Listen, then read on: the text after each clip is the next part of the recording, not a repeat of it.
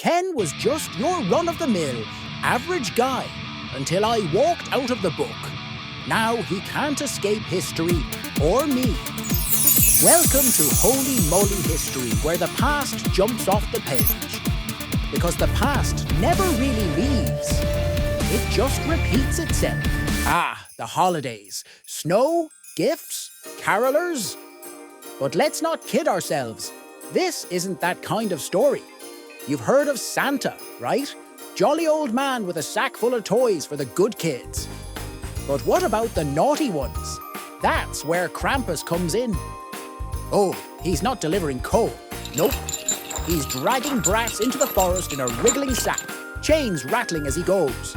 And let's just say, no one's lining up for his gifts. Picture this, a dark, snowy forest, glowing red eyes, a sack that moves. What's inside? Oh, you'll find out. Meanwhile, in a little mountain village, people were blissfully unaware of the nightmare lurking just beyond the tree line. Kids laughed, snowballs flew, lanterns glowed. It was practically a holiday postcard. But you know how postcards don't tell the whole story? Yeah, the forest, that forest, was watching. And trust me, it wasn't for the carolers. Faint red eyes glinted between the trees, just waiting for the right moment. It's like they were saying, go on, play your little games. I'll wait. And Moly here. I was just watching from the sidelines, enjoying the show. Inside one cozy home, the storytelling had begun. The father leaned forward dramatically by the fire, scaring the living daylights out of his kids. If you're naughty, Krampus will take you away, he said. Classic. Kids clutching their blankets, wide-eyed, trembling. Meanwhile, Mom, totally unimpressed. She was knitting.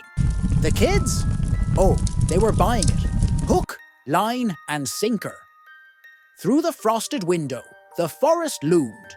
But nobody noticed, except me. Out in the woods, something stirred.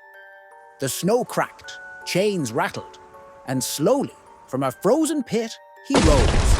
Krampus, horns curling like twisted roots. Frost clinging to his tattered cloak.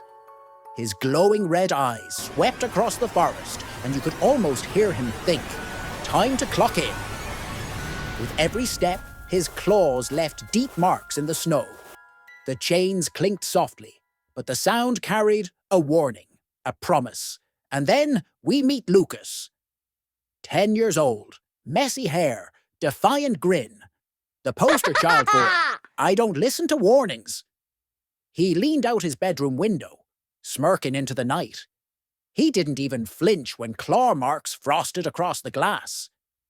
Chains rattling in the distance, ignored. Glowing red eyes, no big deal. Honestly, this kid was asking for it. And then, it happened.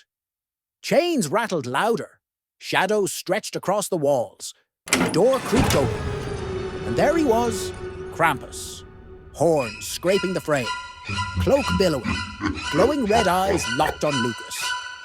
Lucas froze. His smirk? Gone. Replaced by sheer terror. He clutched his blanket like it was going to save him. Spoiler. It wouldn't. Krampus took a step forward. The claws? Outside. Chains? Clinking. The room? Dead silent except for Lucas whispering, Please? Krampus leaned in close, with glowing eyes burning brighter, claws hovering inches from Lucas's face. Chains rattled softly as if the forest itself held its breath. Lucas stammered, tears streaming down his face. I'll be good. I promise.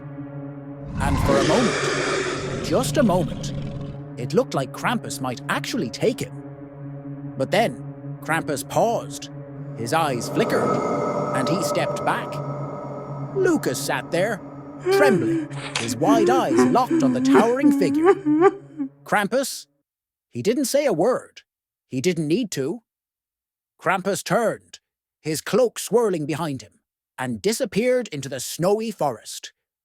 Lucas stared at the door, his hands still shaking, as the chains faded into the distance. On the windowsill, a single piece of coal. Lucas picked it up, holding it in the moonlight. He didn't say a word. He didn't need to. That night, Lucas changed. For the better. And Krampus, he's still out there. Watching. Waiting. So, tell me, kids, are you scared yet? Merry Christmas from Holy Moly History. Thanks for watching, and don't forget to like and subscribe. Take care.